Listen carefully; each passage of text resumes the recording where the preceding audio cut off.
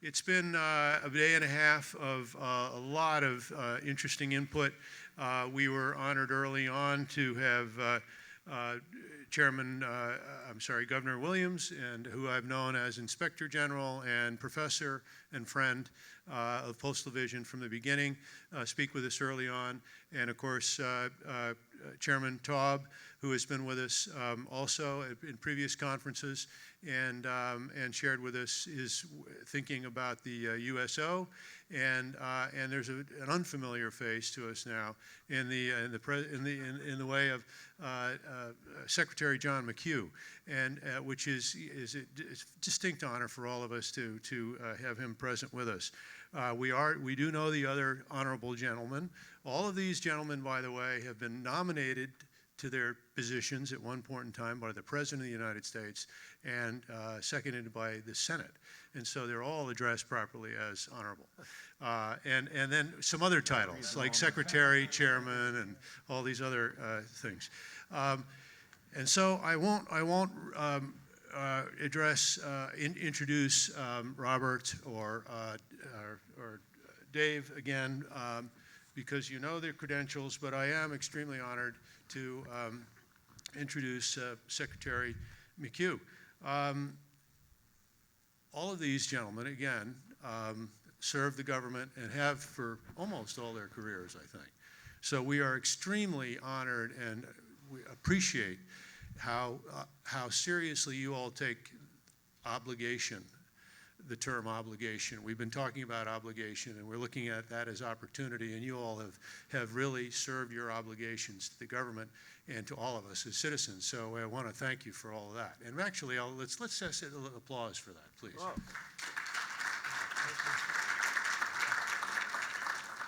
And in the case of Secretary McHugh, I'll begin with maybe a more recent position that in his experience, which is amazingly impressive and also somewhat relevant. Secretary McHugh was nominated by the President and seconded by the Senate, of course, to be the Secretary of the Army. And we're talking about a fairly sizable institution here at the U.S. Postal Service, with a lot of employees and a lot of revenue and a lot of budget. That's $70 billion and some 600,000 or something like that. Secretary McHugh, in essence, served as the CEO of the United States Army, and just to appreciate what that responsibility is, it amounted to a budget of $250 billion and a million soldiers and 400,000 civilians, quite a workforce. And perhaps the most impressive thing about all this is, since we all love peace, he was responsible for a considerable downsizing. Coming out of a couple wars, had to take on the responsibility of downsizing. So there may be something relevant there in terms of learning, because it's unlikely we're going to need 650,000 employees 10 years from now for the Postal Service, but who knows? In any event, this experience, and Secretary McHugh has incredible experience and relevance rather than the Postal Service.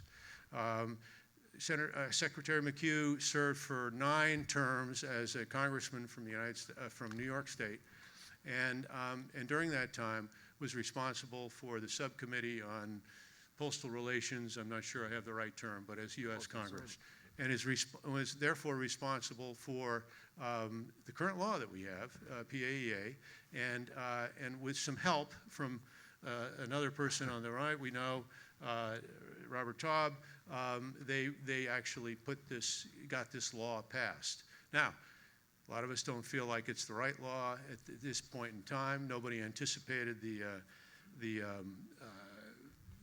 recession that followed a couple of years after, and things have changed.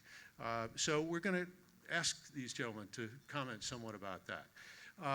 What I'd like to do is actually, and we began yesterday reflecting somewhat on some anniversaries and history, and as much as Postal Vision is all about looking forward, and we've had some great inspiration from, he's not here now, unfortunately, John Hagel from Deloitte, who's a great visionary and writer about zooming out, and we're thinking about 10 years forward, and that's what we really like to do. It's also helpful to look back a little bit. So in essence, what I would like to do is have a conversation, and I will ask you gentlemen a few questions, if I may, and love your impressions. And first of all, let's look back at PAEA and look back at, say, the past 12 years or so of this law. And what I'd like to ask of each of you, and if you'd kindly just sort of respond one by one, is in this framework that we have now, which is a big deal, creating that law and the structure and competitive products and market-dominant products and certain of these aspects that are restructured the Postal Service. The first question I'd like to ask you is, what of this structure, what do you think is working well? And I'll start with that. What do you think is good about where we are now and what we have in structure? Robert, I'll ask you first, if you don't mind. Well, first, thank you, John, for, as I said yesterday, putting this together and the opportunity to have dear friends wrapping up this panel. So thank you. You know, the measure of comparison that I look at is, what did the 2006 law replace? And so that, I think, if we look now in 2019 compared to what we would have had or what had improved, you know, what's working well, the ability for the Postal Service to introduce products and price those products much more efficiently and quickly than under that 1970 law. The 2006 law has achieved that quite well. They don't have to go through a year-long process to try to change even one little rate, particularly in the competitive area where e-commerce has just ballooned and accelerated that ability to enter in negotiated agreements and be very nimble in the marketplace. All that is a result of the 2006 law. And another area that I'd say related to that as well is the mission of the Postal Regulatory Commission, which is transparency and accountability of the Postal Service. And for competitors, for customers, for those that rely on the Postal Service, there is a lot more transparency and accountability of data, costs, information of how the Postal Service operates than existed before the 2006 law. Is any of that perfect? Can it be improved? Certainly, but from that measure, I think the framework put in place in 2006 has been very good.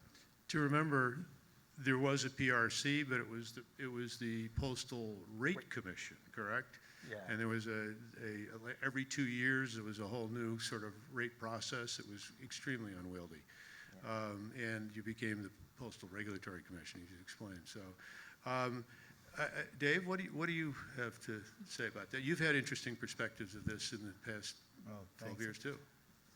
I was a huge fan of PAEA when it was enacted. It put the Postal Service in a box and forced a focus and a disciplined process for badly needed bill down. And it was the most dramatic I've seen in my whole career. They went down a couple of 100,000 people to a much leaner, more functional organization.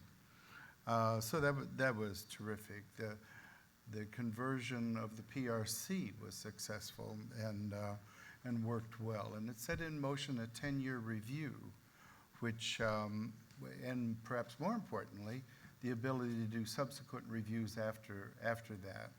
I think in this age, the digital age and the age of globalism, we need someone standing apart and whose job it is to take care of the American people, revisiting this rapidly, often. And Congress realized that the PRC was a perfect candidate for that role. So I thought that was successful. They created, this is a little tongue-in-cheek, the best pre-funded benefit plans in the world, as far as I can figure out. They were quite an achievement. It probably is a good time to pause and ask ourselves, where from here? We've put aside now $330 billion. and it's invested in a loan to Treasury bonds. So would this be a good time to ask what next? Or as one of the earlier speakers said, there are a lot of ways we can turn at this point. The other thing that I liked a lot was it introduced a surrogate for efficient market forces, the cap on prices. Until something better comes along, it's been a very effective control on sort of runaway prices. And I think you do need to be, in the absence of efficient market forces, there's the real risk that a federal department will go to bloat. They'll just keep getting bigger and bigger. It's kind of the currency in town among departments to grow like that.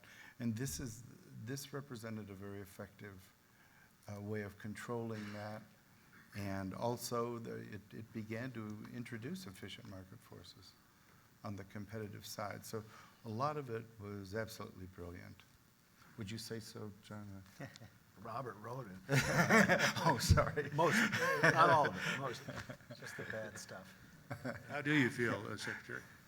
Well, I think one of the more remarkable things, first of all, it took 11 years. So anytime, the good news about it was that we found a way to get it done. Obviously, though, when you take 11 years to do anything, it's going to look very differently than what we had envisioned when we first put pen to paper.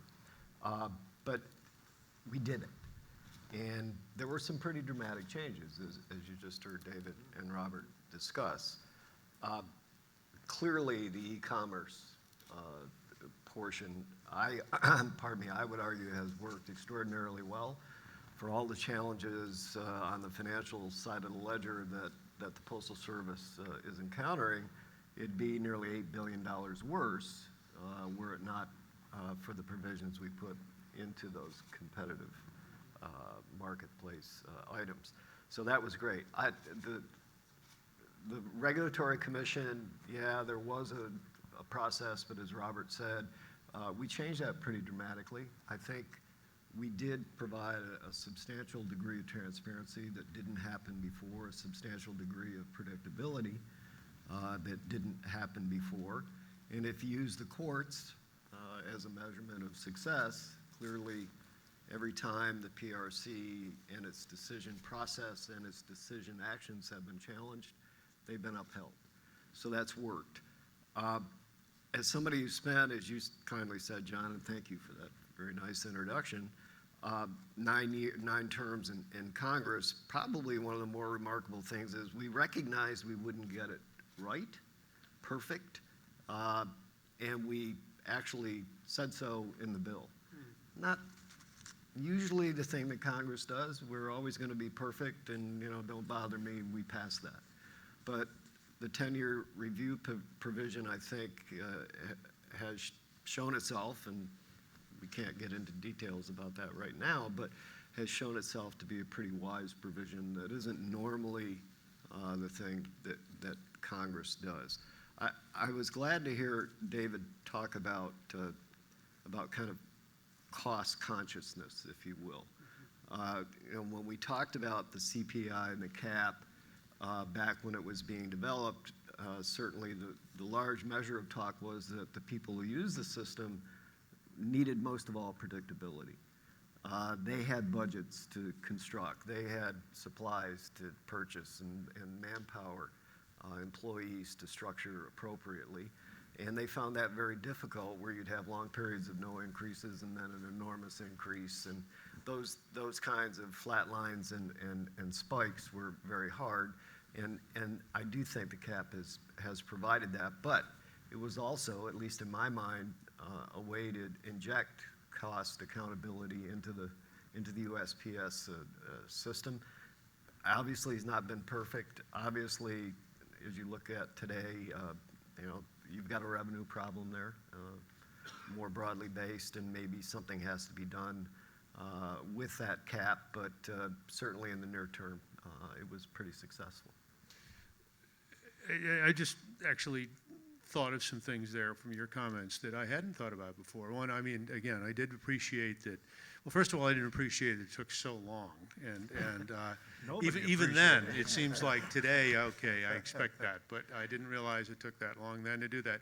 And anticipating, you certainly didn't anticipate the recession that came, largely, I guess, because of the housing crisis initially, and there was some indication that disruption was going to be happening into mail, but back in the 90s, it certainly didn't know much about that. But if you got into 2000, you begin to see that. But what I didn't actually appreciate in thinking back at it is you could have never anticipated what happened with e-commerce on the upside. And if it weren't for the infrastructure there, I'm just thinking this now, of the Postal Service to be in place and ready to go, to take what Amazon and others created, it couldn't have happened. Because it was right from the get-go a B2C business. And there was no infrastructure for that other than the Postal Service. And so we were well placed, ready for that. So, and then you had the competitive market definition that allowed you to manage the margin there without a price cap. So actually pretty prescient, you guys. It was good.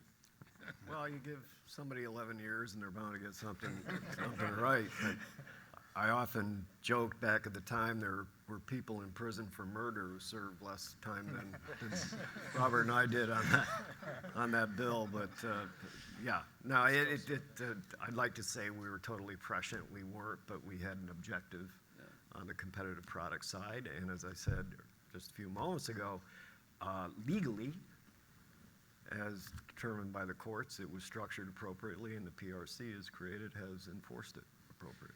So we're not as convinced that it's the right thing for today, right? That it's the right structure, the right framework for today. And so I'll go back down to your end of the podium, Robert, to say, so what should we, what's wrong with it? Well, clearly combined with the Great Recession, the acceleration of the long-term trend of moving to electronic media, and I would argue, due to some of the structure of the law that we didn't anticipate, we've got a solvency problem. The financials of the Postal Service are a mess, and hence there's a big hope, desire that Congress will come back to fix this. Well, to me, that underscores things we didn't anticipate, but the law there needs some help. I think the other aspect is, and it's related to this, and obviously I talked a bit about it yesterday, and we've talked quite a bit yesterday and today as a conference, is the universal service obligation. And we did foresee that that was an issue that needed to be taken on. So there's that 2008 report that the commission was required to do on the USO and the monopoly. That was not just put there as an afterthought. It was a recognition by those writing the bill in 2006 that there are the fundamentals that were going to have to be addressed. There was a Federal Trade Commission report that was required to look at the competitive advantages and disadvantages for the Postal Service, recognizing as you move into a more dynamic marketplace, we need a better assessment of the pros and cons there. I think those seeds of work that were planted in the 06 bill are even more important to revisit now because of the financial instability that was created. Wasn't helped by the overly ambitious pre-funding requirement that was put in place, combined with the Great Recession. And the last thing I'd say, what we didn't see, but again is a pressure on the Postal Service now and an inability to really handle, is the volume declines. And not just in market dominant, but in this last few quarters, the competitive product, which over the last few years has been the bright spot, it's scary right now for the Postal Service. I mean, the FedEx announcement of just a week or so ago, where they're pulling the last delivery stuff out of the system, they're going to 7 days.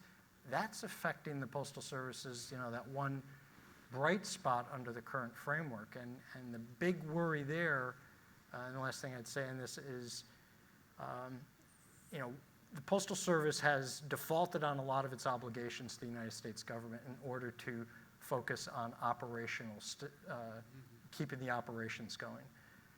If the volume declines continue and the revenue declines and they don't show any sign that they aren't, at some point, and I worry it's sooner rather than later, you can't put off hitting the operational aspect at some point. And now you're starting to hit the customers, the Americans who rely on it, and the employees. And without that definition of what they must do in the middle of a crisis, we may be throwing things out the window that we really do want the Postal Service to do. So the idea that we're going to continue to avoid that is a concern. So, anyway. Governor Williams, how about from the Board of Governors' perspective? How do you?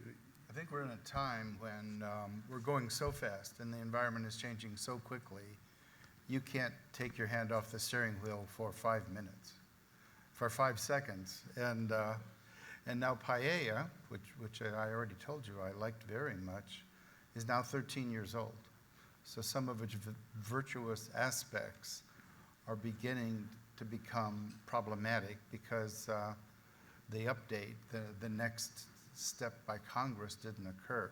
Paella was also set up with a beginning, middle, and end in sight, and the end is eluding us.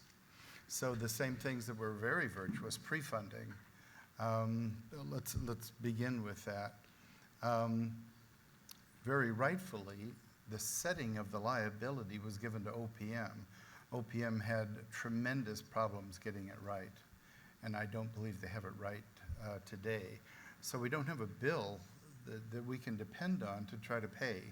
We're not sure how much it is. The other thing is we then put this enormous amount of money into a loan to Treasury rather than invested it in a pension fund. Had we done so, had we put it in the TSP, for instance, it would be fully funded now when we combine the contributions we made with the money that it ought to have been making all this time. It's actually making so little, it's dying. We're not only we're not making money, we're losing some of the money that we put in there. So great beginning. The payments were too high. But great beginning, great idea. It's probably time to pause and say, where do we go from here? We have all kinds of choices. We have easily the best, it's the most well-funded plans in the world. Certainly in America. The price cap's the same way. I think a lot of people have begun asking, is there something we should do? Should the price cap be altered in some way? Or should the price cap be shrunk? The Treasury raised the idea of essential mail, and the cap's continuing over essential mail, but other kinds of mail, perhaps. So all good questions. I don't think we've struck on the right answer yet. Should it be, for instance, the CPI plus something? But we're now in the 13th year with regard to caps of inflation only. That's tough. No growth at all. The other thing that sort of went badly was we did make a case for an exigent rate increase because we saw that we were nearing the time when we were going to lose money. When that was withdrawn, that's exactly the amount of money we've lost for the last couple of years. So something in this area needs to be touched and altered. I think everybody knows there are lots of options. People have favorite options for what to do to alter the caps, but no one's thought of anything better. It's still the best surrogate for efficient market forces that we can think of. Stalled legislation, I don't believe we anticipated that it was going to go on for 13 years without an answer in sight. The alarming conditions surrounding flats really bothers me. We only have 3 products, mail and flats and parcels. And it's getting truly scary with regard, as the PRC pointed out in the latest ACD and others have pointed out. That's getting scary. I don't want to lose that. It's not just one of our 3 products. It's the product that people love going to the mailbox for, the catalogs and their favorite magazines. The last little thing, we received a line of credit from Treasury, $15 billion. Every business kind of has to have cash flow loans from time to time. That was good. The $3 billion limit, I'm less sure about. It causes, you can only borrow $3 billion of the $15 billion in a year. That's caused us to overborrow. Most of what we borrowed from the Treasury, we paid back for now, but most of what we borrowed from the Treasury remains in cash because of that $3 billion limit. We're borrowing more than we need for fear that there'll be a bad year, a black swan, something that'll throw us for a loop, and $3 billion won't be enough. So we have this unfortunate cash hoard solution as a result. I'm going to stop at that point. Although I also want to say it did a lot of good for us. John, did you have any comment Yeah, on that? I mean, you don't have quite the you haven't had your hands on the wheel, as Dave was suggesting, in postal in recent years. And so, from your perspective, do you have a comment on that, on framework and what's wrong today from Well, what I you see? mean, yeah, sure. The obvious answer is pre-funding. I mean, certainly that's the 800-pound gorilla in the room from a monetary perspective. Not all of us were particularly wild about that when it was developing. I'll be honest, I didn't support it wholeheartedly, but I understood the need to give and take. The chairman of the full committee and the ranking member made the call, and I think there was more good than bad. I did not see the actuarial tables that showed it would be this much of a problem, but it has been a problem. And so what can we do to go forward to fix that? Obviously, that's going to require congressional action, which is problematic in and of itself. I don't think the Postal Service has 11 years to get that particular item fixed, but that was an issue. But on balance, I think it still has many endearing and enduring qualities, things worth keeping. And I worry about Congress reform. Sometimes, one man's reform is another person's revolt. You always worry, what are they going to do to make it better? I mean, that's the key. As David mentioned, and as Robert alluded to, I said they've got a revenue problem. That's not accurate. They've got a budgetary problem. Obviously, revenues is a part of that. I do think the cap had great value, particularly in the near term, as I mentioned earlier, both from the cost and fiscal discipline perspective, but also for the predictability. I think some kind of predictability for the mailers, whether you're in packages or you're in letter mail, advertising mail, whatever it is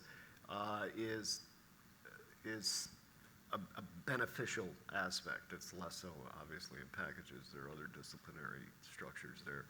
But whether it's current CPI plus formula is the right one, there may be a better way to do it, and a better way to at least on the revenue side of the fiscal challenge, produce some benefits there.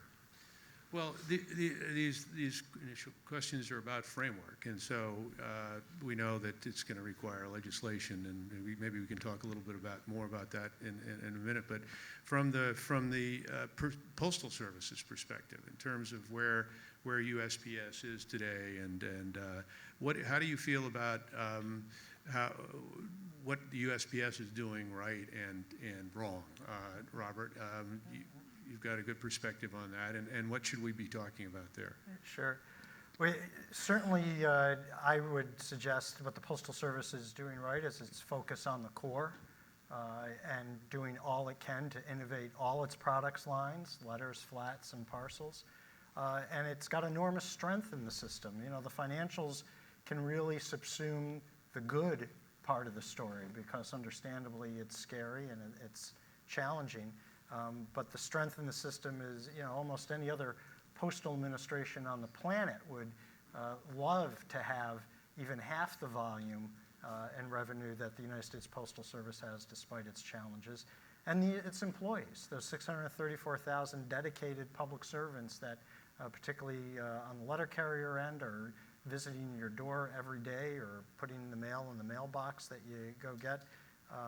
This really is an organization that's got a lot of strength and that's going well. What isn't going so well is the financials that we talked about. For folks that aren't fully appreciative, we've been talking about this 10-year review, and I thought maybe just a 30-second overview on that. What the law put in place in 2006 was a tight price cap at CPI only for all of the postal services, what are called market-dominant products. So those are, as the name suggests, where you have captive customers either by virtue of the statutory monopoly that the Postal Service has over letter mail or just its market dominance. So that's the overwhelming majority of the Postal Service's product offerings, letters, flats, and some parcels. It set up a separate regulatory regime for competitive products, hence mostly packages and parcels, and that can change. The competitive product, we've put more over there, but the pricing is much more flexible on competitive. So it put in place this tight price cap for 10 years, and the law said after 10 years, the commission would look back to see, did the last 10 years of experience of the system meet these 9 somewhat conflicting objectives in law, taking into account 14 factors, and if not, propose solutions. The commission looked at that, and in 2017, which was 10 years after, unanimously concluded that the system was not meeting the objectives of the law. We then proposed a solution, and we've been getting a lot of comment on that, and so we're hoping to move forward with some resolution to that docket. But anyway, that's a little background on that. But in terms of, that's the segue of what isn't going well, or where it's just that insolvency aspect to it, and I don't know, again, maybe it's not it's not so much a criticism, but the fact is the Postal Service has a public policy challenge. And it is a business, it's operating in a commercial marketplace, but like we talked about yesterday and a bit today, they are 100% part of the federal government. And so unlike any other business, the solution to their problems is largely dependent on getting Congress to pass legislation, the president to sign it, or Congress to get out of their way if they're going to make some decisions. And that's difficult to do when there's 535 postmaster generals on Capitol Hill. And what that comes to then is a challenge for the United States Postal Service to confront that public policy challenge and realize that it isn't just a business, but their solution has to be found in part through business solutions combined with working with the Congress and the President of the United States to craft a path forward that they can achieve. And that's difficult, but it's one I would argue that is a challenge they haven't met yet or been able to. From the Board of Governors perspective or the U.S. SPS perspective, Dave? There's actually a lot that is going well and that are hallmarks of a really good business. We have a large share of the package industry, and it has grown around 10%. That's a good news story, and there's a lot out there that's going well with regard to packages. The on-time delivery is very good for packages. We've been able to remain a public option for the parcel industry. The dream that was set up at the turn of the century by Roosevelt and others, that no one be allowed to act abusively at this choke point of the supply chains, that's worked well.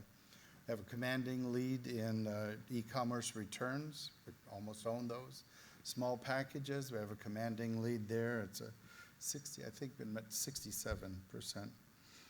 We have a complementary, successful relationship that's evolving with the private express companies and the other companies that are in the delivery business. We can allow them to offer universal service. They can deliver their packages anywhere in the United States as a result of their own efforts, and we are able to take what they're unable to deliver. And because of our ability to mix parcels with letters and flats, we can make a profit in those areas where those companies are losing.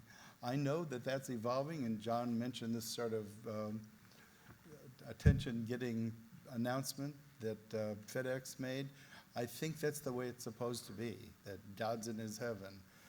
They use us where they need us. They don't use us as a sporting event. So it's not our job to jump in the way of progress. It's our job to propel and energize progress.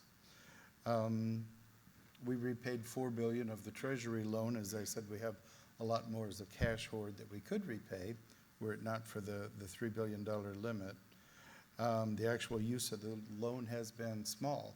If you remove the pre-funding missed payments, which we could talk about at some point, it leaves, as I think Robert and others have said, this $3.8 billion that we've used a part of that for the Treasury loan to pay for. Good start, a lot of focus on store-to-door, which is a tremendous future and enables other large stores, Target, Walmart, Best Buy, on and on, to begin to take on some of the delivery options that have not been available to them, that now is available to them. Maintained rural access, something that people care very much about. Through all of these storms, there was not a day when we disadvantaged people in rural locations. We achieved $70 billion a year about in sales. That didn't happen accidentally. That's a lot of hard work, and that's something not many have achieved last year. We sold $70 billion. And we delivered, pretty correctly, $150 billion 150 billion widgets to 150 million places. Try that sometime. It's hard. So I'll stop at this point. Where it's failing, the build down was so fast that we had some problems maintaining service scores, and we still don't have that balance maintained.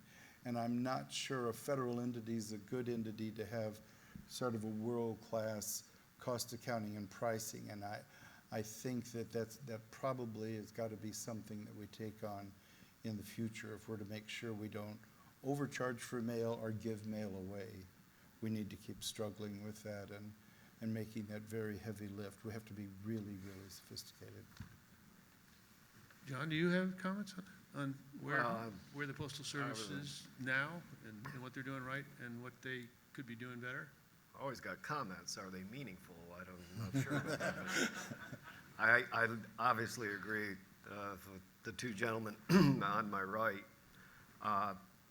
As I sit here today, as you said, John, hands been off the wheels for quite a few years.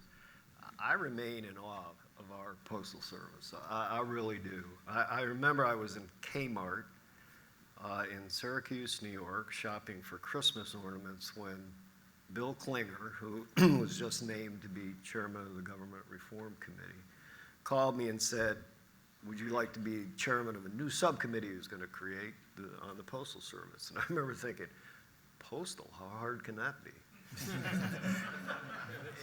It's hard. We take that for granted, yeah. Because my vision or my thought at the time was, yeah, you write a letter, you stick it in an envelope, licks a stamp. If I get the zip code, within 2 or 3 digits of being correct, and then, somebody can possibly read my unreadable handwriting, it'll show up. Everything's great. And they've done that since their creation. And now are doing it amazingly well, as I think the data show, in the package, in the competitive markets field. And if asked me what would I rather have, the approval rating of Congress or the approval rating of the United States Postal Service, I know what I'm going to pick, because Americans are happy, are satisfied.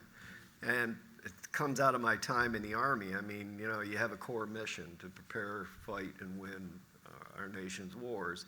There's a lot of other important stuff that goes into that. But that's the core mission. So if the Postal Service's core mission is to go to 176 or so million delivery points 6 days a week, 7 days a week for packages now, they're doing it awfully well. Are they perfect? Of course not. As has been discussed here this morning, I mean, obviously the budgetary issues are significant. I feel for the Postal Service there, however, because much of that's placed beyond their control. How many post offices in the United States? 30,000, something like that? Almost, yeah, 20. A hand grenade estimate here. Try to close one. Now, I live in a little town called, it's not even a town, it's a hamlet, called Pierpont Manor. And when I became Postal Subcommittee Chair, I got letters from all my neighbors. Well, they didn't want to go to the post office. They wanted it delivered to their home. Well, they didn't get a lot of sympathy from me because I had to go to the post office. But if they tried to close the Pierpont Manor Post Office, those very same people who didn't want to go there would burn down my house. So, and Congress isn't particularly, you want to get a member of Congress's attention about anything, close or propose to close the post office. That, it's one example of how, as Robert said, you're expected to operate like a business, you're expected to operate rationally, but either through express prohibition in legislation or from implied prohibition through Congress, they're really inhibited. So, that's hardly on them, but as perhaps we'll discuss in a few moments, there are some things that probably the Postal Service could be doing to benefit their own position. But they're in a tough spot. Well, no question about it. And I'd agree with the idea that the reality that most people take it for granted. It's, and it's not a squeaky wheel for most folks. The mail's getting through, and gee, 55 cents, a big increase from. Is that what it is? Nobody 55 cents knows. You got forever for stamp. a consumer stamp. No, you don't even know it. And that can, when you consider the price of a greeting card, it's just ridiculous in terms of value. But I kind of wonder, and it's not for this discussion necessarily. If Congress seems to only listen to their constituents, and unless they hear something terrible from them, they're probably never going to do anything. I mean, in other words, as long as the Postal Service continues to deliver and do a good job, that's probably the worst thing that can happen, because they'll, It's a conundrum. Yeah. It could be, because they're not going to complain. The consumers aren't going to complain to their congressman, and they're not going to do anything. But let me go back a little bit here. So we were talking about the Postal Service.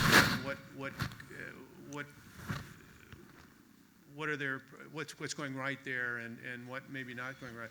How about at the PRC? And I'm gonna ask Dave this first, rather than the PRC, because there is a regulator, and you guys are friendly, but there's not always they don't always see eye to eye there. So, Dave, how can the PRC be more helpful? Well, actually, I'd like to start off by just saying thank God for the PRC. The American public is owed somebody, and the customers, you in the room, are owed somebody that cares only about them and looking out. They speak for them, and that's important. We're doing the best we can over the Postal Service, but as Robert mentioned yesterday, we're a party in interest. We're not the right one to ask those questions, and we need someone to be able to pose those questions, views, and concerns to. The ACD has been a very useful vehicle for sending up red flags. There's danger. This is not going well. We don't always recognize those, and if we recognize those, we don't always say it. We need someone to simply say it and go on record with the simple truth. The 10-year review was brilliant, as I said. It and the further reviews that I hope come were intended to make up for the fact that the speed of technology is radically greater than the speed of politics. And so it was put inside the PRC to be that sort of connective tissue behind things that are changing faster than Congress can get to them, that need to be attended to. They have authority. I'm not sure they have all the authority that they need. This is a nice time to pause and ask if more should be warranted. The regulator role went well. I said that was one of the best things. But this also is a nice time to pause and say, is there more? Have we got it right? We've test-driven it now. Do we have everything we need as the regulator? And the staff, I would say, is problematic. It's too small for the mission. Everybody sort of has this problem, but they really have this problem. It's too small for the mission. And the staff, the current staff they had, took on a different role. And I'd say that was successful, but challenging. That's kind of the report card I'd give. It's a very good report card. You want to Yeah. comment, No, Robert? well, thank you, Dave. Appreciate that. I think I would concur with what Dave said. Largely, when I think about the transformation that was mandated from the Postal Rate Commission, which was frankly a weak rate recommending body that would get geared up every 2 to 3 years, or even less frequently when rate cases were starting to get settled in the 2000s, and work their butt off for 10, 11 months to, in essence, set every single rate. And then it was a quiet little place. But didn't have final authority or ability to look at rates and transparency. The Postal Regulatory Commission was intended to transform and be that open and transparent body.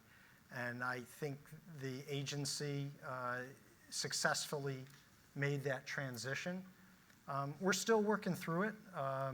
We're not even 13 years into being the Postal Regulatory Commission, so later this year, I guess with my faith, we'll have our bar mitzvah and actually become an adult later this year. But in that time, so we're still maturing. We still have cases coming before us that are cases of first impression.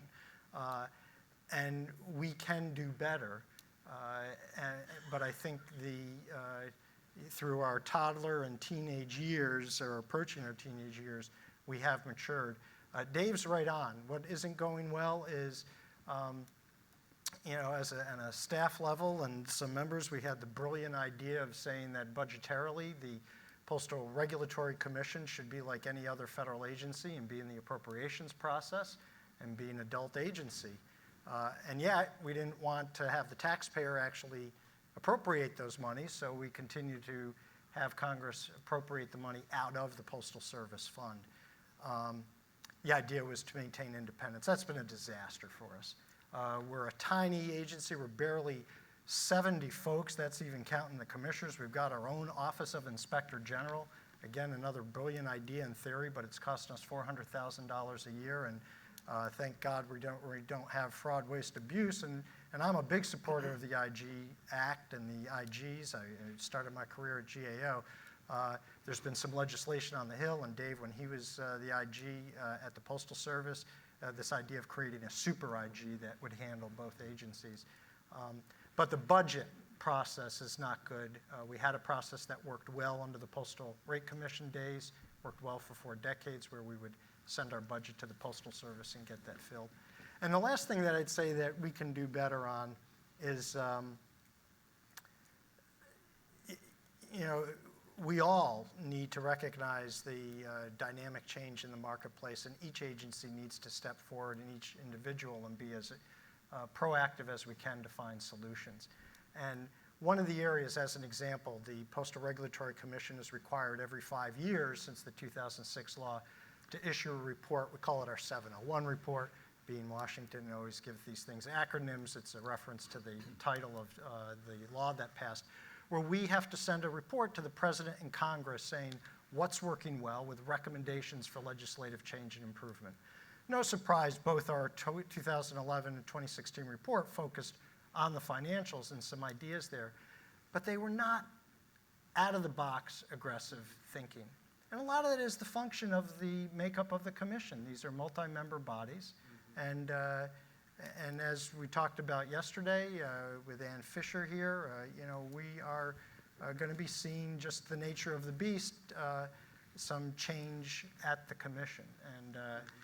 And so some of this is just the nature of having commissioners, governors in the Postal Service case that are willing to look forward. I think we as an agency owe it to the American people to try to use our authority to the maximum extent possible to try to be a force for solutions in these very difficult times. So that's probably more of a negative self-assessment on, but I do think we're doing really well. The employees, I couldn't be prouder of them. I've had a 35-year career myself in public service. I've worked in a variety of agencies on the Hill, off the Hill, and this is one of the best places I've worked at. I think so highly of all the people.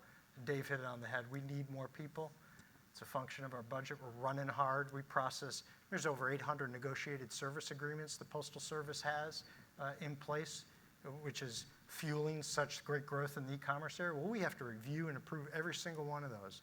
And that's in addition to this annual compliance determination, the ACD that Dave talked about, pushing forward on our 10-year review. The list goes on, and trying to do that with just a handful of folks, my hat's off to all of us. But anyway, that's talking about my home. Thank you. John, do you have any comment about? Yeah, I hope Robert's bar mitzvah is not a circumcision. I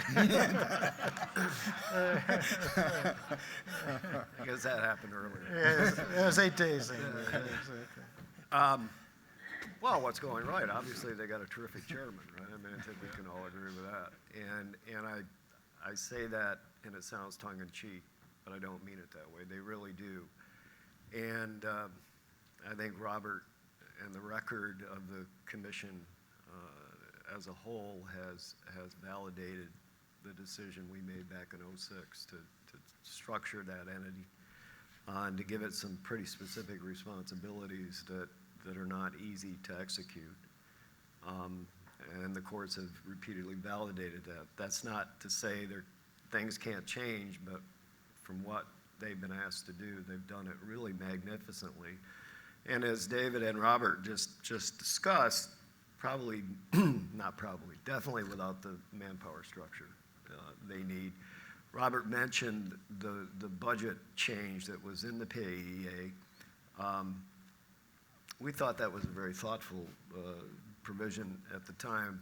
We should have thought a little harder because it has, and we had an example of it earlier this year when Congress can't get a budget together and there's a government shutdown. All of a sudden, according to, I guess it was OMB, made a determination you were subject to the shutdown. Well, those 800 NSAs are not going to sit around and wait. And Robert and I remain very close friends. I hope that's not a secret. We don't intend it to be, but I was talking to him. He was the only guy in the shop. I guess you had one other lady there. And you can't take one of the most profitable, one of the most productive, and to the American people, one of the most important portions of their service offerings, in this case packages, and say to the mailers, sorry, your NSA has been put in abeyance until we can get to it. So it just didn't work the way we thoughtfully thought it would. And I agree that can be changed, and it's really, I think, a win-win kind of situation. Could the PRC be more aggressive in the kinds of reports, 5-year reports that Robert talking about? I suppose. But in defense of the PRC, whatever's proposed, generally, most often, we'll have to have the cooperation again of those 535 postmaster generals on Capitol Hill that Robert mentioned earlier. So I've got a lot of, kind of not regrets, but second guessing the '06 bill. But from just about every perspective that I think is relevant, the PRC has performed magnificently with a really paltry number of people there. I don't know, frankly, how they do it in such a professional fashion. So how about the USPS itself? I mean, we know that they're really strangled by a framework that makes it very difficult. One of the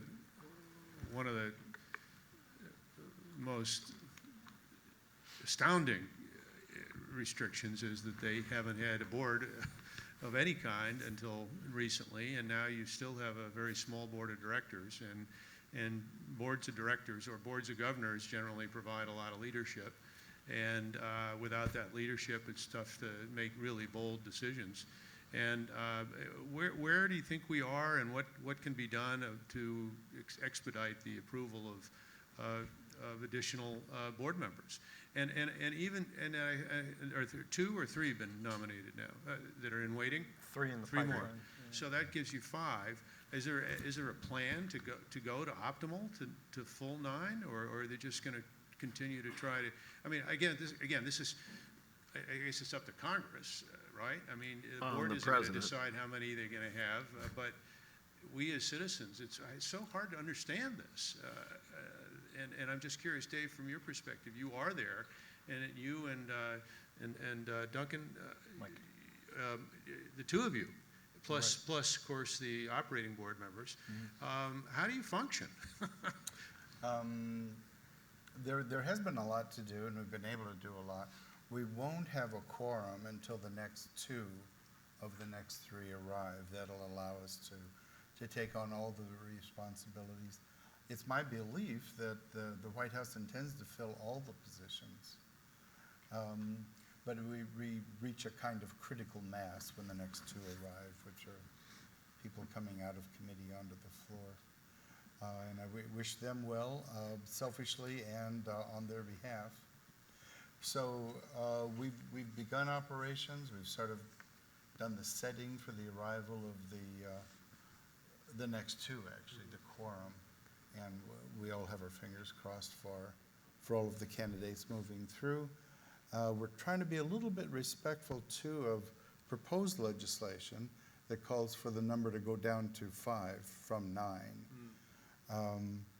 And so we're as John said, we're deferring to the White House with regard to whether they want to pause at 5 or keep going. And the indication that I have is that they intend to keep going, barring the passage of legislation to fill all the positions. Well, now that you're actually part of the Postal Service, John, Dave, Part of the problem. as opposed to being on the IG or a regulator. The Postal Service, again, I think we all really admire how well the Postal Service operates under the conditions they have. And we've had some presentations here, and some from, as everybody would agree, if he's probably not here anymore, from Gary Reblin, for example, who's all about innovation. And boy, his enthusiasm and desire to make things happen is just, it's energizing and it's exciting. And yet you get the feeling that, he's a cheerleader and that he doesn't have the resources to really act, certainly the way competitors could, because they could get funding and budgets and that kind of things. And how much can we expect them to do? And what else can we do to help the Postal Service do the things that a private company would do and is doing to compete? I'm just curious, Dave, do you have any response to that? I mean, I guess we can do a lot. We definitely look forward to the legislation and want the update to some of the initiatives begun earlier under PIA, but there's a lot we can continue doing. Every day we can work hard and continue the achievements. I think what we're trying to do is fulfill the answer to the question, what does America want? And that goes to defining the USO and probably some other things. The PRC's done a lot of heavy lifting early on and extremely helpful in outlining the buckets that you put the USO into. But I know Americans want access to their post office. They want it to be a neighborhood post office. They expect universal delivery. They're not going to tolerate other Americans being disadvantaged because of their location in America. They want, from coast to coast, they feel as though a great nation like the United States should care for those people and provide for them. Those are supported by service standards that we all agree on, and the PRC and the Postal Service both look at very critically to make sure that we are meeting those, or that we have a get well plan if we are not. Delivery frequency is something that we have solved for the moment, but it's an ongoing question, again, with regard to what America wants for its mail, for its flats, for its parcels. And are those different things, as was suggested during the conference? It's supported by a middle mile that gives the Postal Service its American solution and its American identity. Europeans and other world posts in Asia have gone to different solutions. Our solution is work share. We're mostly private sector. We depend on them, admire how much they're able to do with so little. We give them some sometimes fairly paltry discounts, and they do an amazing amount with them. They are very fast, very smart. We owe them in the middle mile accessible on-ramps.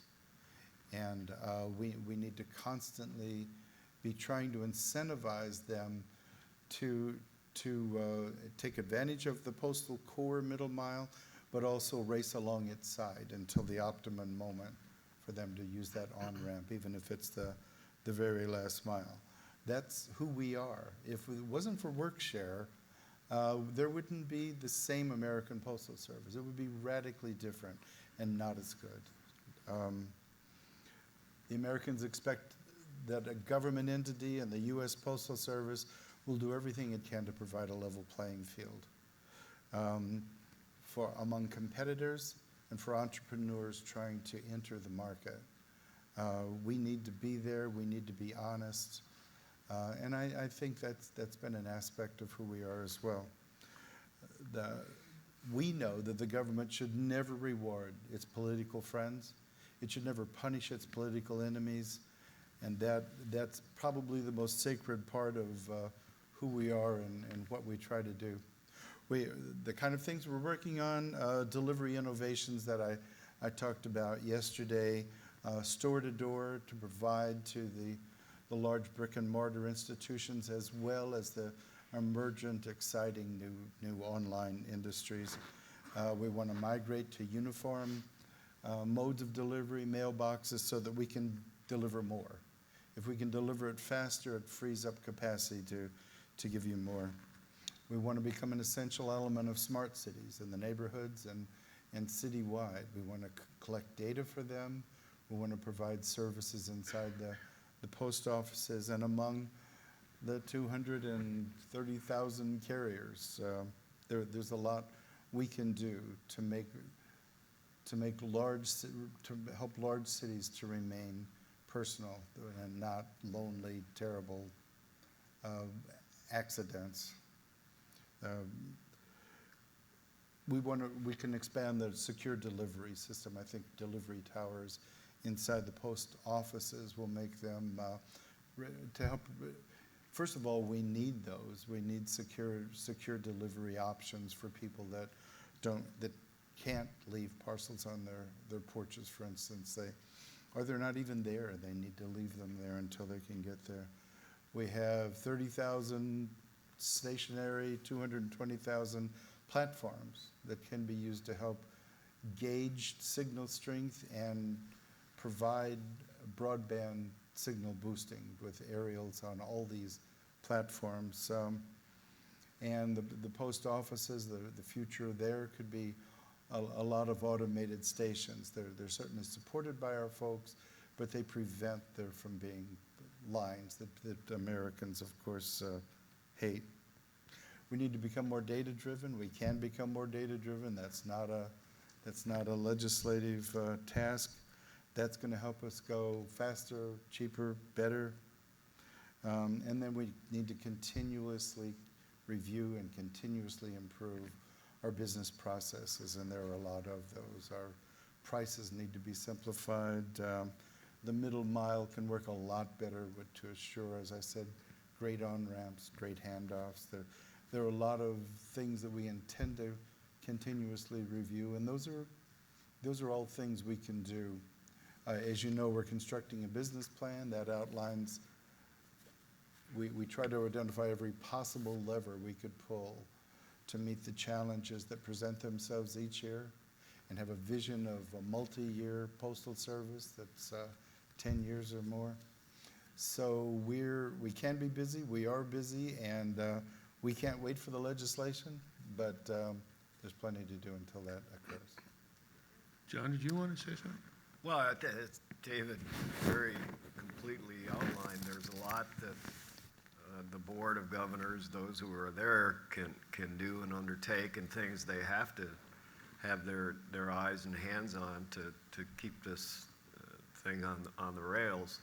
But the fundamental reality is you've got to have a quorum, certainly, in my view, of governors to do what is expected of you effectively and totally. I'm less concerned as 9 governors, as 5 governors, as 50 governors, as long as you have a quorum that allows you to operate within the legal requirements. You know, that's a 2-piece puzzle. You got to have an administration that finds the wherewithal to actually make the nominations, to name nominees. We're into the 3rd year of the administration, and you know we've got hope on the horizon here, but it's been a long stretch. Then you have to have Congress who finds time to schedule the hearings and take the votes, and that's subject to all kinds of chicanery, if you will. When I was nominated to be Secretary of the Army, Senator Pat Roberts, who's actually a dear friend of mine, put a hold on me.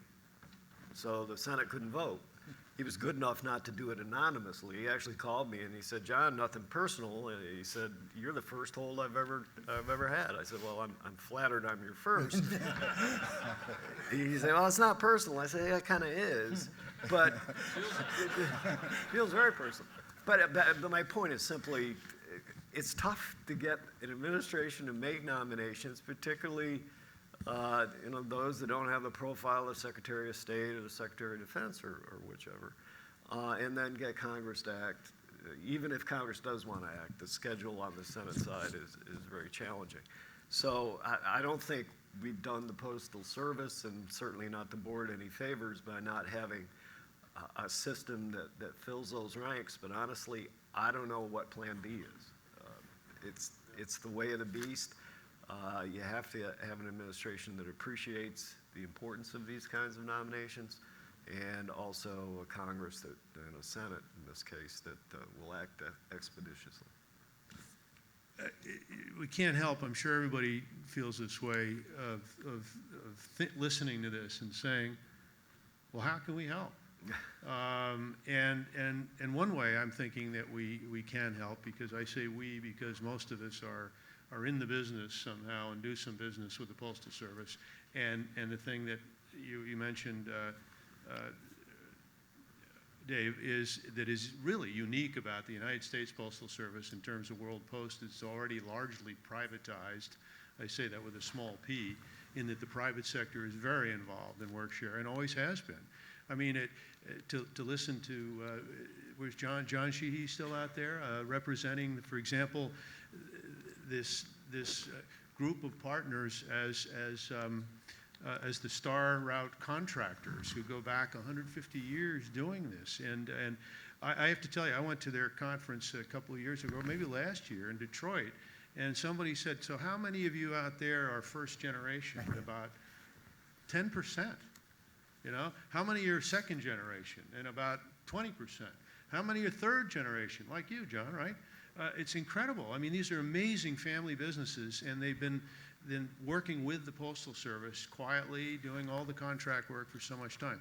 So, and then of course there's Presort, NEPM we talked about. There's the work share in Parcel Select, and almost everybody here is in some way involved in that and helping with the work.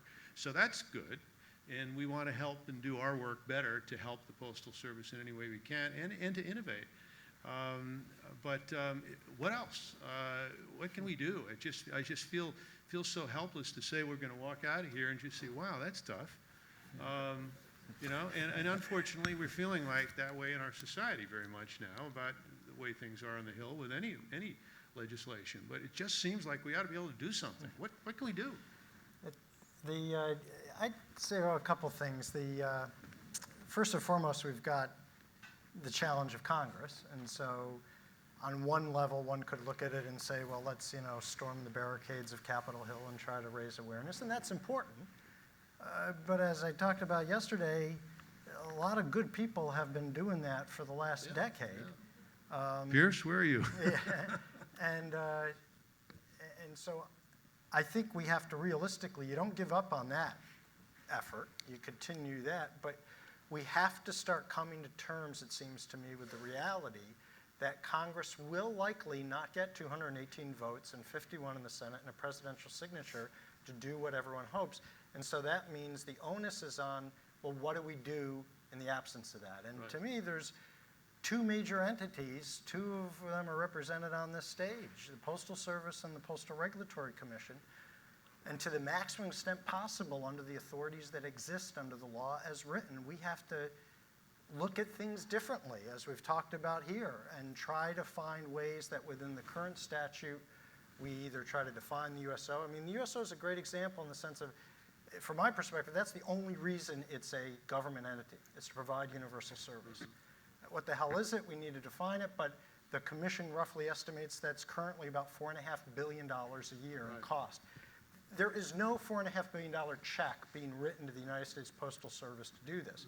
Now, folks can say, well, they have a statutory monopoly over mailboxes and the monopoly that's valued at X. Well, there ain't any check coming in for the value of the monopoly. That's a theoretical exercise to say if you were to open that up, what could be the loss to the Postal Service. But they're not getting revenue checks in each year that offset the actual cost they have to outlay that's growing every year for the $4.5 billion. So that's where I come back to the extent that the Postal Service and the Commission can, within the existing authority, figure out a way.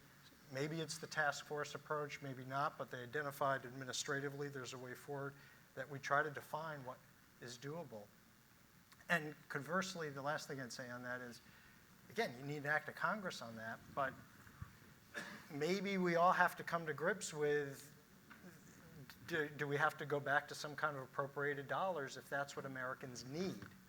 But that requires Congress to act. So if we go back to my first point that I don't see Congress acting, that means we also have to work this out in the context of figuring out how do we pay for it under a user pay model. And the mailers right now are stressed as it is. And so how much more can we expect this user pay model to sustain what is this national treasure and is the expectation of all of us, universal service? So it's on us. Yeah, just quickie on that. John Hagel shared with us his thinking about zoom out and zoom in. And I like to zoom out because you're not accountable for that, right? Yeah, it's going to happen in 10 years. So what we are accountable for is zoom in. And is zoom in the getting this USO defined? And is there some way we can help if we agree that as you suggested, that the PRC is probably the likely entity to define the USO? Is there some way we can help with that? Well, in the absence of legislation, where I sit, and my perspective on this is, it would largely be on the Postal Service to have the willingness and courage to use the authority, because as I mentioned yesterday, most of those attributes under current law, the Postal Service has final authority over defining.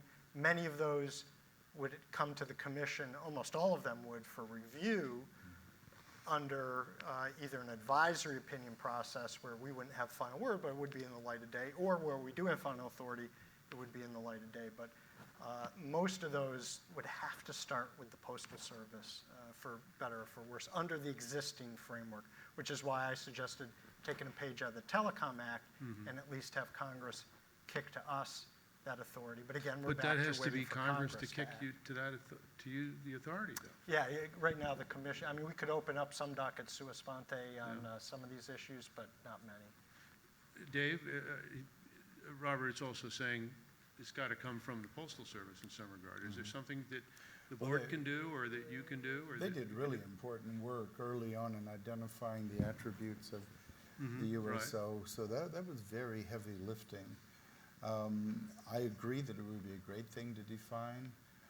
We could define it. I really think we need to consult, in doing that, we need to also consult with representatives of the people and let them see what we're doing and give them a chance to reshape and mold and have input into whatever it is we structure. You asked a moment ago, what would help?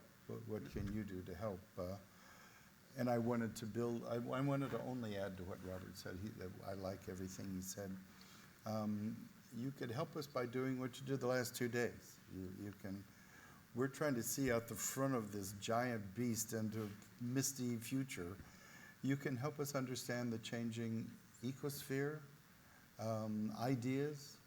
You can look at new innovations and say, how would those be applied here?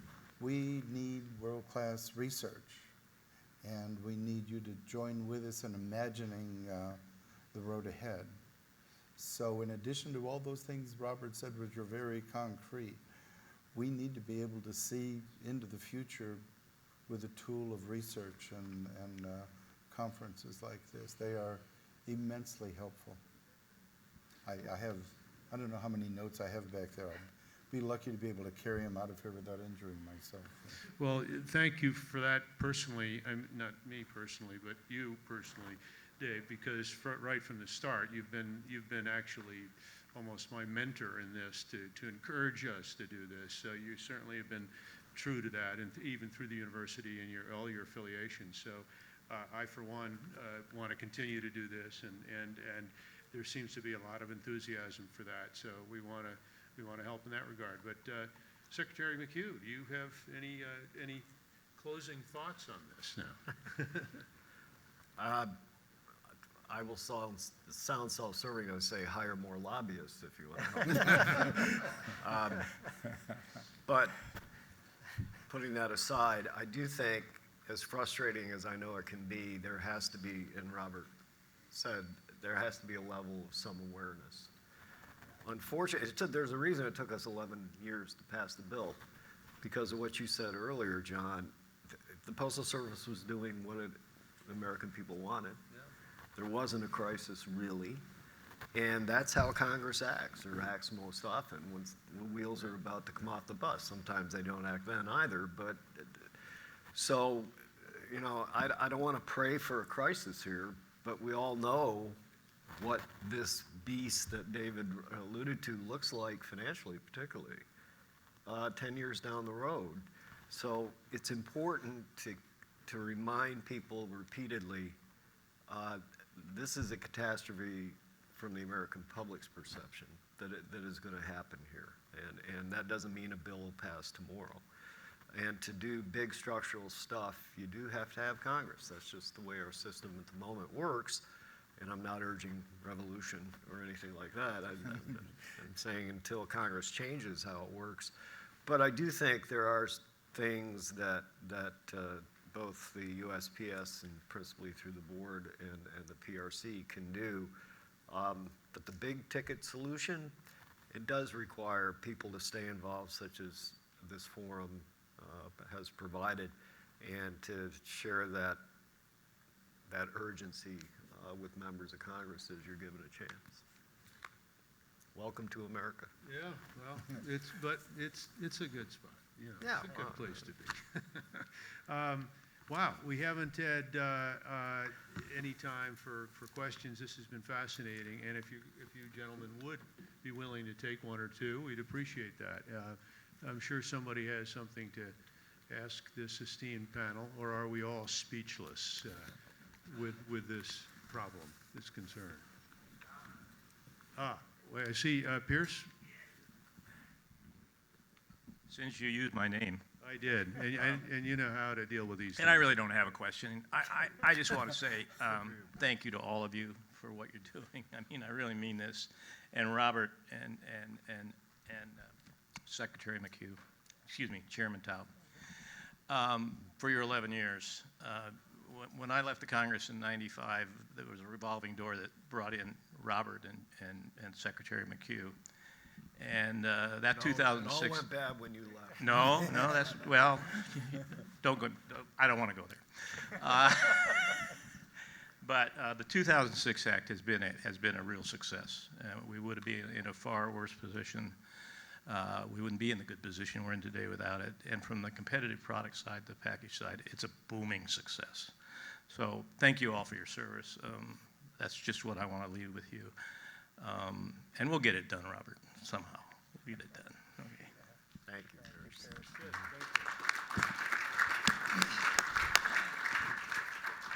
Well, we have, let's see, any comments or questions? Any other? We will say this, we have fantastic representation from the constituency, so to speak, from parcel shippers and service providers and mailers, and so we have a lot of people listening here, and again, I think we all are clearly supportive. We all know how much we have at stake, so we'll probably take this back with us and tell the story and sound the alarm where we need to and get on board where we can. But I guess this is a good time to say thank you, extremely thank you, Secretary McHugh, for this surprise to come, and all you gentlemen. Thank you. Thank you.